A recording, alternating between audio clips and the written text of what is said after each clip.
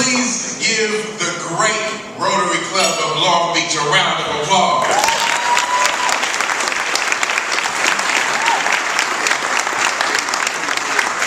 To the president of this organization and to the servant leaders that are in the audience, I just want you to know, you make me proud to live in Long Beach.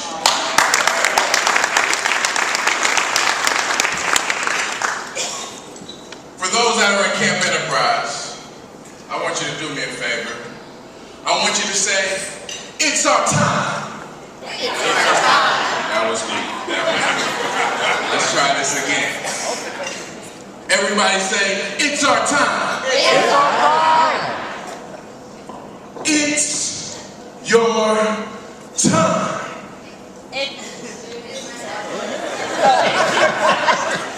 No, I'm talking about you. It's time to leave the stage behind and be real. And there's nothing real about what you're doing if you're lying to yourself.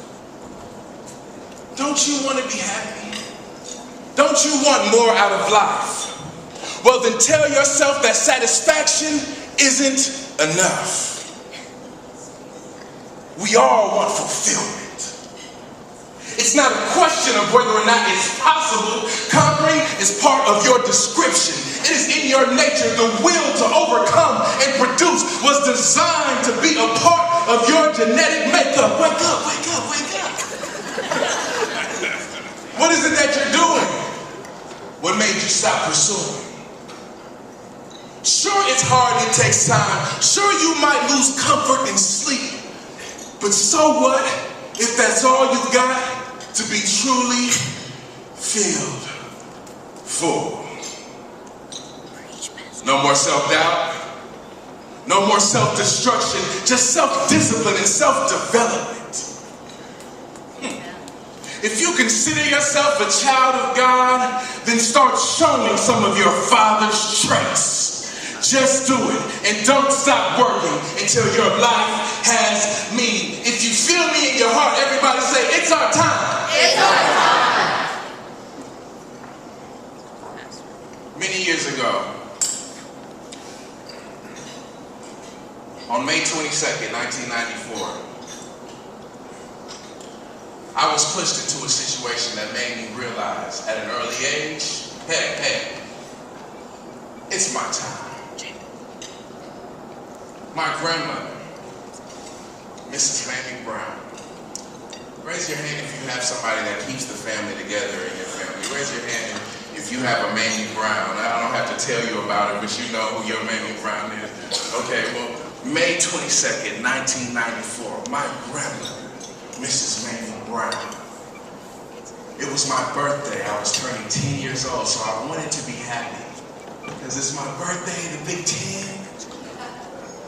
And then my grandmother, the pillar of our family, she passed away on my 10-year-old birthday from breast cancer.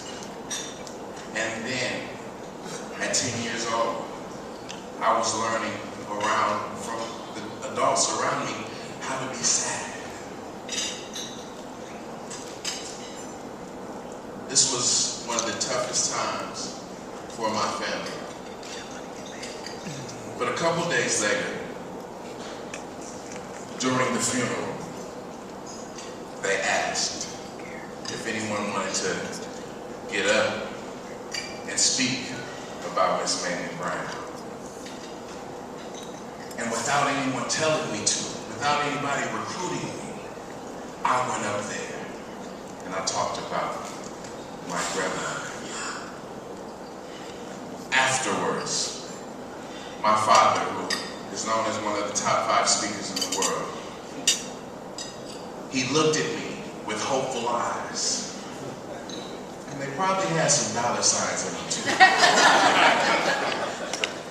But he said, son, there's greatness within you. There's a calling on your life. You will carry the torch to this next generation.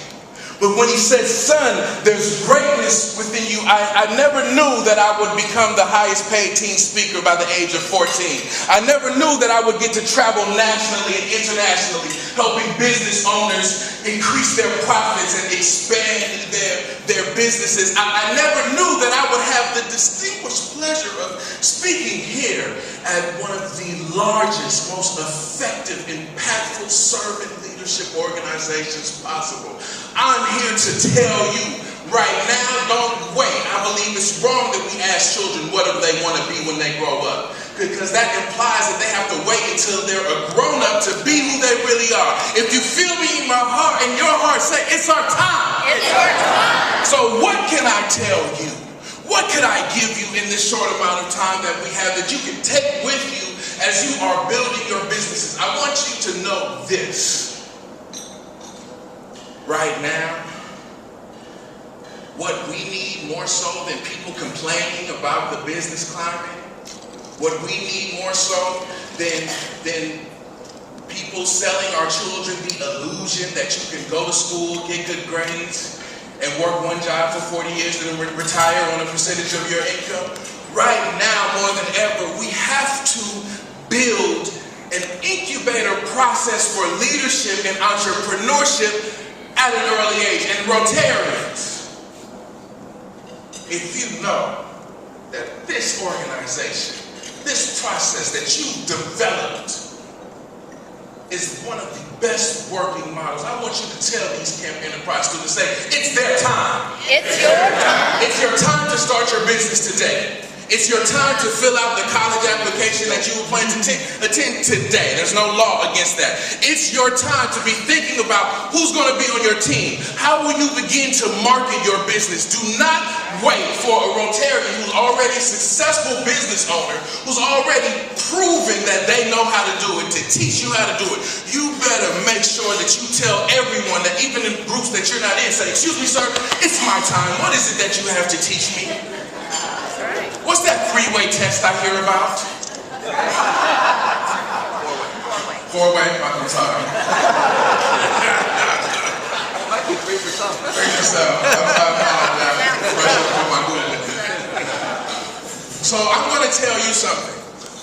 Before that, let me tell you this story, okay? The title of today's engagement. Anybody know the title of today?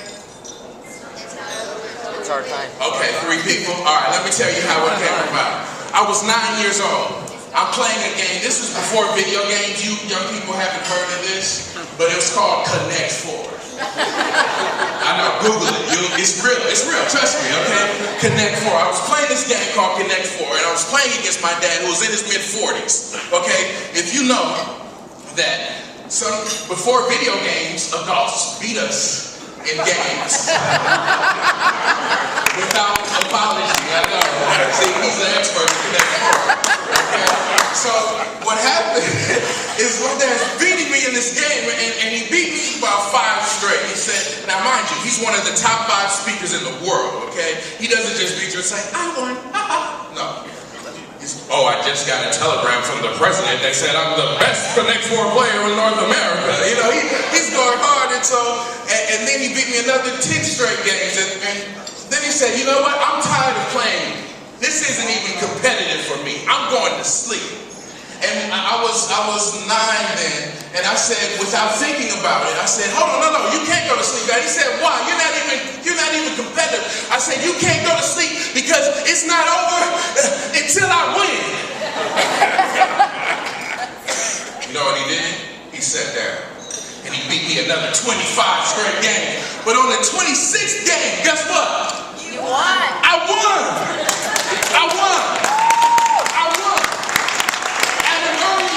I developed something that's key. Start to pull out your pens or your phones. I need you to take some notes for those that are at Camp Enterprise. I'm going to give you some principles. I'm going to give you something that I wish I would have enjoyed and embraced when I was your age.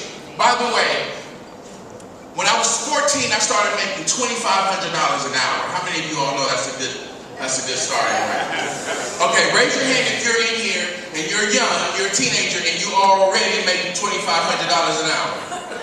Okay, pull out your pens and papers. I'm going to tell you how you don't have to wait in order to do that. Those that are taking notes are truly serious. Here's the first thing.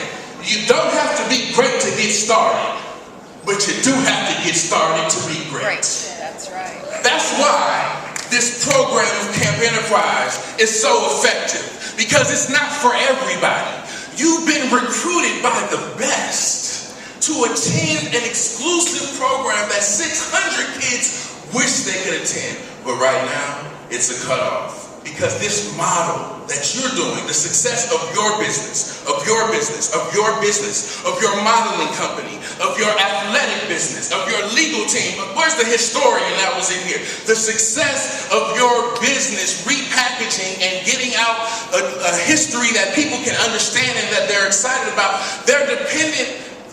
we're depending on you to follow through. So what is it going to take? I'm going to share with you 3 basic principles that every Rotarian uses to become successful, okay? Because you got to look like a millennial, but think like a Rotarian if you want to make it today. Write that down. Hey, Richard.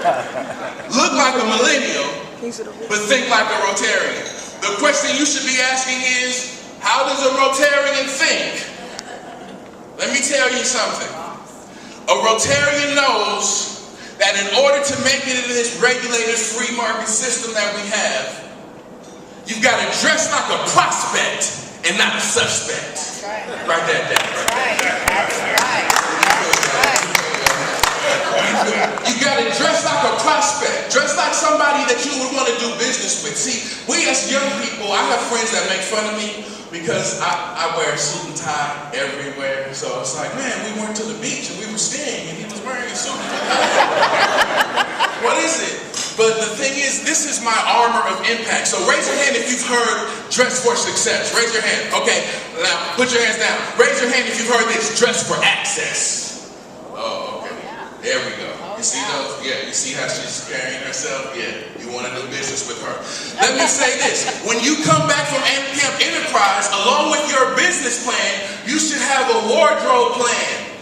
Because you got to look like a millennial, but think like a what? Rotarian. A Rotarian. And a Rotarian knows that how you carry yourself will determine the size of the paychecks you carry to the bank. Y'all feel me on that? Amen. Amen.